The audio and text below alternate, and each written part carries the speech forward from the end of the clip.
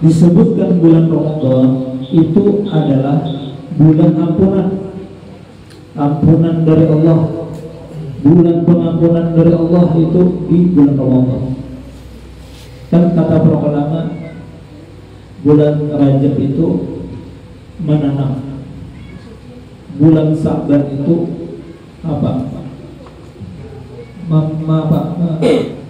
Membaiki apa? Merapihi. Nah, sedangkan bulan Ramadan itu memanen hasilnya. Nah, makanya ada sebagian ulama itu puasa 3 bulanan dari bulan Rajab sampai Ramadan, karena pada bulan yang 3 ini yang dimuliakan Allah ini pahalanya luar biasa gandanya. Nah, sedangkan bulan Ramadan ini bulan yang diampuni Allah akan dosa-dosa kita. Kita ingin segala dosa kita diampuni oleh Allah, akan tetapi ada sebab dosa kita pada diampuni oleh Allah. Kenapa? Hati kita masih ringan, masih kotor. Kita ketujuh menyambati orang, kita kadang tegur sapa dengan orang lain, kita kadang tegur sapa dengan suami, dengan istri, suka menggunjing tetangga. Nah, makanya bulan Ramadan ini kadang hanya dipersiapkan tuh, kadang hanya duit kita, kadang hanya fisik kita, kadang hanya harta-harta kita yang akan kita bagikan, itu bagus. Cuman yang lebih kita persiapkan, lebih kita perhatikan apa? Hati kita. Amun hati kita ringan, kayak apa Allah memberi. Maka di dalam hadis diriwayatkan, setiap Senin dan Kamis itu amal-amal manusia itu akan diangkat oleh Allah. Tapi apa ya Allah? Pas Allah melihat laporan malaikat bahwasanya ada di dalam hati manusia itu sifat gunjing, sifat namimah, sifat ghibah, sifat yang kada baik dalam hatinya, ujar Allah, tunggu dulu, jangan diangkat dulu doa-doanya, jangan diampuni dulu, nah ditunggu dulu. Nah ini bahaya. Makanya alangkah baiknya kita bulan Ramadan ini membersihakan hati kita. Ujar Nabi, Allah wa inna fil jasadi mabghah. Ketahuilah bahwasanya manusia ini ada memiliki segumpal daging. Idza salahal jasadu kulluhu. Bila segumpal daging itu baik, maka yang lain empat baik. Wa idza fasadal jasadu kulluhu. Jika segumpal daging itu buruk, maka yang lain empat buruk. Alla hiya qalbu. Itu adalah hati. Nah, makanya jika segumpal daging itu baik, kita kadang mau mengucapkan yang kada baik, kita ngalih mendengar yang kada baik.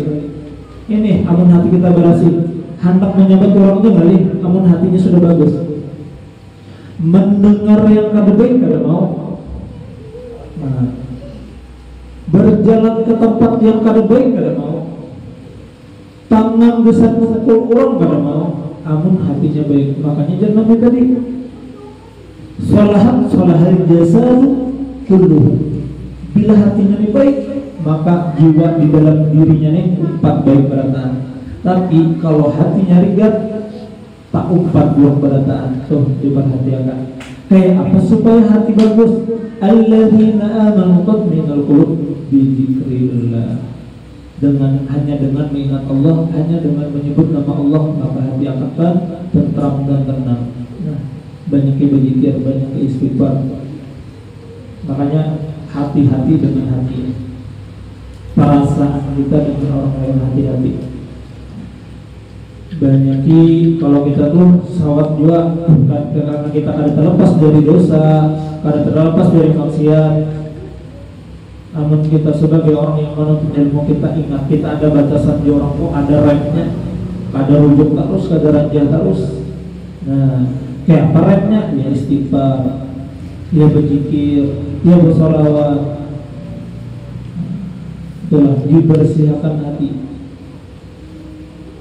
Maka hati ini yang mengolah takutnya lah takutnya amal ibadah kita di bulan Ramadan tidak dapat apa-apa, dan ampunan dari Allah tidak gara-gara hati kita yang agak bujur kita membaca Al-Quran semalaman, seharian semalaman, bujur kita sembahyang sunnah banyak benar, sembahyang wajib, sembahyang tahajud, bujur ada sirnya beratan, tapi kalau hati kita masih benci lawan orang, tolak beratan amal-amalan. Makanya di mana Nisbah Sahabat dijelaskan bahwasanya kalau ada di dalam hatinya sifat marah lawan orang, ada diampuni dosanya, walaupun malam itu malam malam pengampunan, malam mustajabah, tapi kalau masih hatinya ridha. Orang yang menyambut bulan Ramadan juga diriwayatkan man kariha bi dukhuli Ramadan haramullah jasadu wa lakiyah. Siapa orang yang bergembira dengan datangnya bulan Ramadan, maka Allah akan melindungi jasadnya dari api neraka. Nah, bergembira datangnya Ramadan. Ini kada datang Ramadan Abu Sumat lagi puasa, kada kawan aku berokok lah. Dia gembiranya lalu. Nah, mumpung bulan Ramadan aja, habis-habisan kita makan bujur nggak apa-apa. Tapi kalau orang yang bergembira datangnya Ramadan, maka dosa-dosanya bahkan dirinya itu terlepas dari jilatan api neraka. Maka oleh karena itu kita sebelum memasuki bulan Ramadan ini alangkah baiknya kita nolong orang. Makanya di Jawa tuh ada dikisahkan Buya Yahya, sebagaimana bila masuk para bulan Ramadan tuh orang tetangga sama tetangga itu bagian makanan. Nah, kebiasaan di Jawa berbarian makanan supaya hati bersih, supaya lawan tetangga nyaman, lawan orang lain kada besar makanan lagi. Nah, itu tujuan tadi. Kemudian di dalam kitab ini dijelaskan ini suatu pada menyatakan syarat hukum puasa. Syarat hukum puasa itu ada 7. Yang pertama, niat dengan hati dan melepaskan dengan lidah itu sunnah. Maksudnya kita wajib berniat di bulan Ramadan itu, di malam bulan Ramadan itu berniat berpuasa besok hari. Nah, dengan mengucapkan di dalam niat dengan hati dan melepaskan dengan lidah itu sunnah. Artinya kalau niat dengan hati itu wajib, tapi melepaskan dengan lidah itu sunnah. Makanya baca habis tarawih itu somo wadin an adai fardhi sahri Ramadan hadis sanati lillahi ta'ala. Jangan lupa dalam hati sengaja besok hari karena bulan Ramadan wajib Allah, itu jangan ditinggal. Halak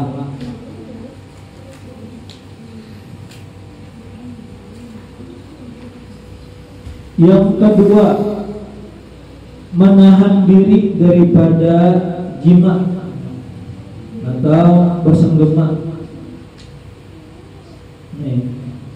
Menahan diri dari jima itu yang kedua. Dan yang ketiga, menahani diri daripada menyenghaja muntah, membatalkan puasa atau memuntah sengaja, yang orang-orang banyak muntah. Yang keempat, menahani diri daripada memasukkan sesuatu badan di antara lubang-lubang.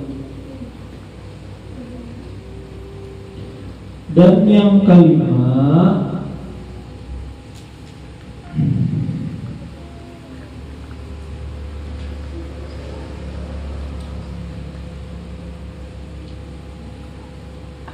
inya Islam. Syarat sahnya inya harus orang Islam. Islam pada tiap-tiap hari yang puasa, ia di dalamnya, dan juga tidak murtad pada hari itu. Kalau yang murtad maka batallah puasanya. Nah, yang keenam suci daripada haid dan nifas. Syarat sah puasa suci dari haid dan nifas. Kalau berhaid, kalau nifas kada wajibnya puasa. Dan yang terakhir ketujuh, berakal pada tiap-tiap hari yang inya berpuasa. Nah, itu syarat sah berpuasa di dalam kitab Permohonan. Adapun yang tidak wajib puasa, ada orang yang tidak wajib puasa. Di antaranya yang pertama, ini di dalam kitab fikih praktis yang di Karang Buya Yahya. Yang pertama beliau anak kecil yang belum balik. Batas balik anak kecil itu berapa tahun? Berapa? 15 tahun. Tapi amun inya sudah mimpi di umur 9 tahun, maka inya wajib berpuasa. Nah, bila inya balik di umur 9 tahun wajib berpuasa, tapi inya belum mimpi sampai umur 15 tahun misalkan, tetap inya wajib puasa karena batas baliknya 15 tahun. Sama beginian kayak itu juga 9 tahun. Tapi anak kecil ini bujur kada wajib berpuasa, tapi orang tuanya wajib memerintahkan, menyuruh anak itu belajar puasa. Nah, jangan dikatakan visi anak ini kepada wajib juga jangan puasa harus sakit, jangan kayak itu. Karena kewajiban orang tua mengingatkan anaknya, melajari anaknya, itu diperhatikan. Yang kedua, orang gila. Nah, ini ada orang gila, dasar bujur gila, ada yang kegilaan. Ini apalagi yang habis calegnya ya Allah, supaya kada ditagih orang utang. Nah, kegilaan. Ada juga orang gila yang bujur. Dan yang ketiga, orang yang sakit. Nih, orang yang sakit, bilanya sakit, kada wajibnya berpuasa.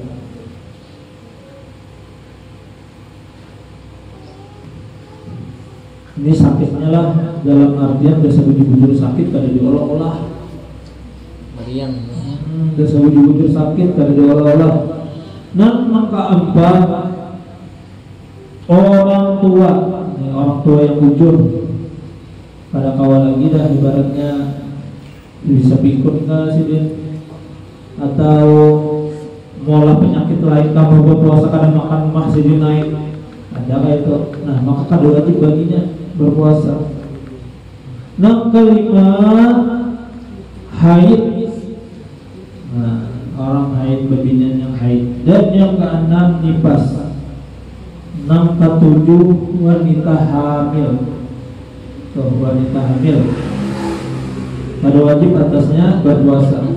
Tapi mun inya mampu silakan. Tapi mun inya kada mampu, takutankah janinnya akan apa-apa, makanya kada diwajibkan. 6 ke 9, musafir.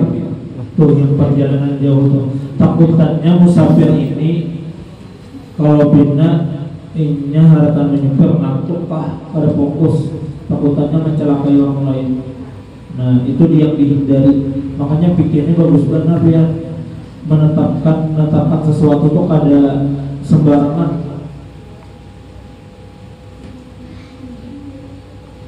Bahkan orang-orang yang kada sengaja, orang yang lupa itu dimaafkan dalam fikih. Tuh orang batas kita berperjalanan tuh berapa? Ada yang memandangkan 82, ada yang memandangkan 83, ada yang memandangkan 84. Nah, macam-macam pendapat. Kalau di kitab yang Abu Gurus Kopol mengatakan 83 km. Yang 84 tak salah guru, sama aja. Nah, ihtilaf lah, artinya hilaf.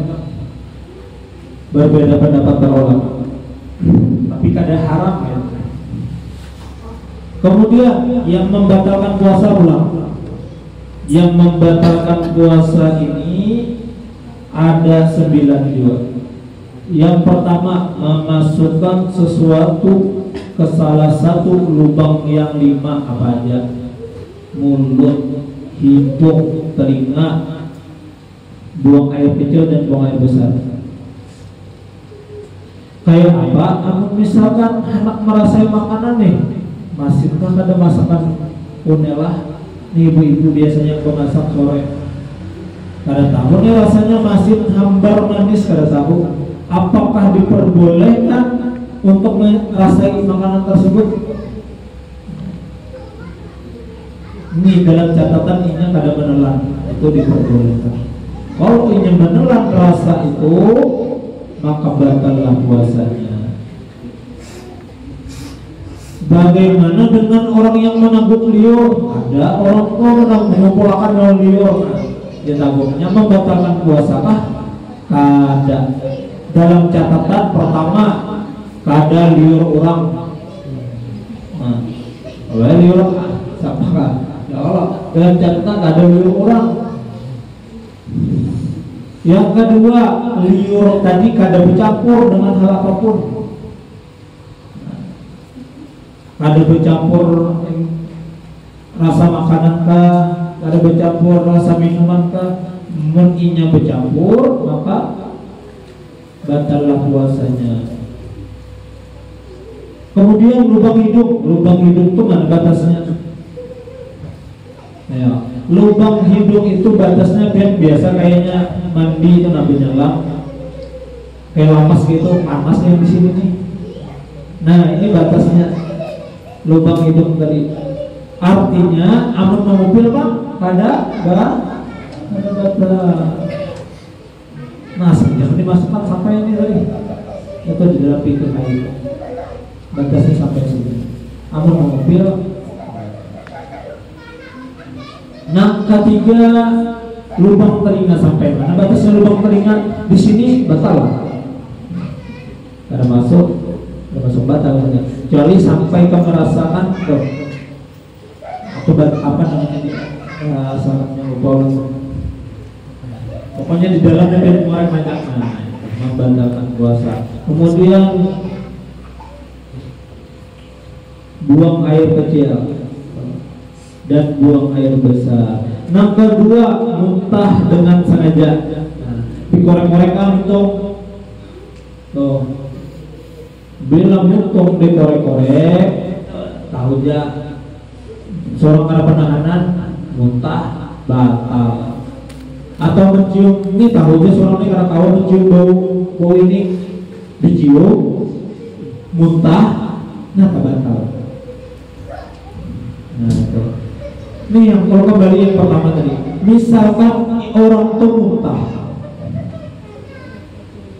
itu pas kita muntah kita berduga, tapi kita menanggung liur itu batal kan?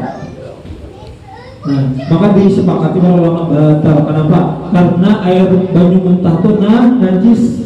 Nah, muntah itu najis. Masuk najis apa?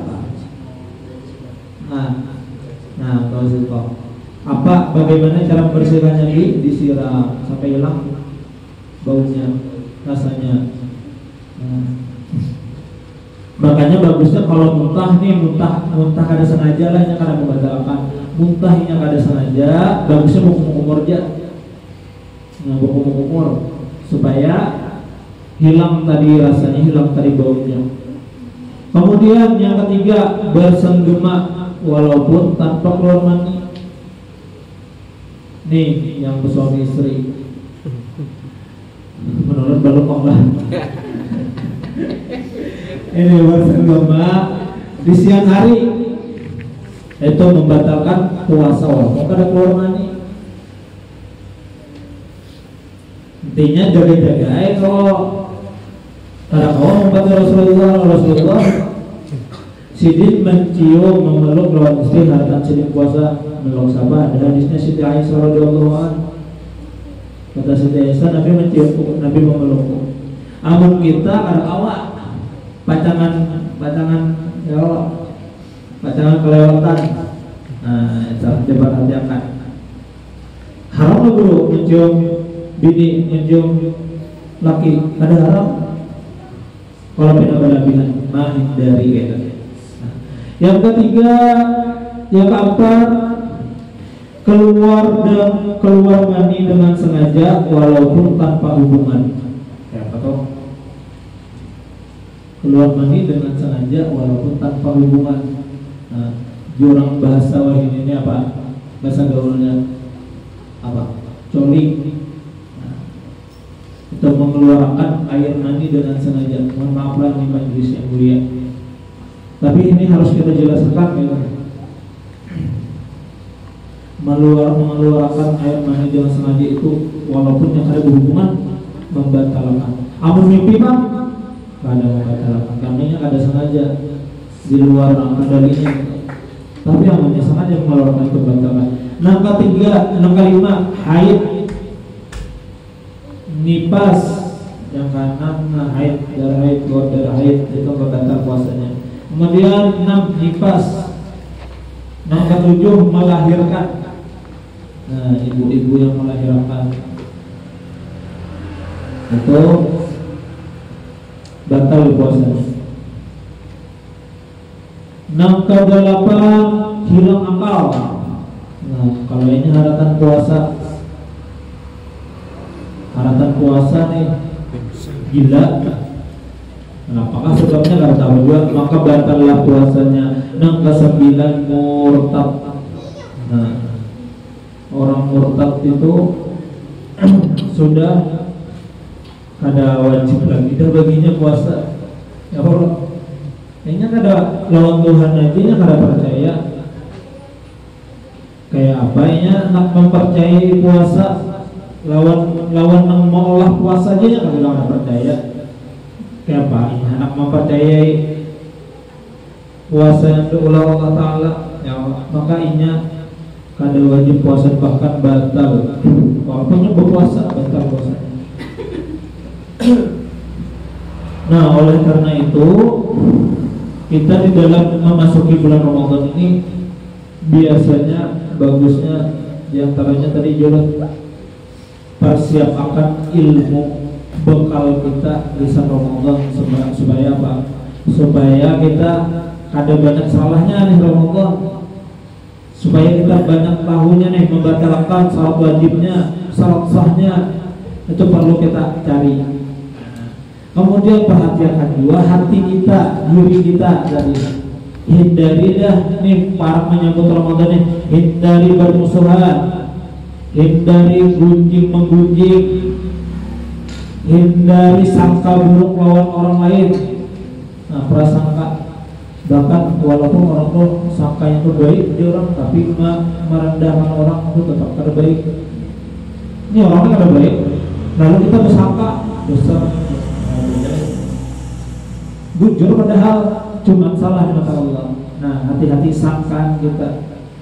Gibah, namimah, mulai sekarang hilangkan. Bagaimana kalau mumpung belum Ramadan, karena takutannya kita kalau sudah masuk di bulan Ramadan, takutannya amal ibadah kita kali diterima oleh Allah, takutannya kita puasa kita yang kita kerjakan selama ini sia-sia, kada dapat ampunan dari Allah. Mudah-mudahan kita termasuk golongan-golongan orang yang benar-benar berpuasa di bulan Ramadan. Mudah-mudahan kita istiqomah baca Al-Quran.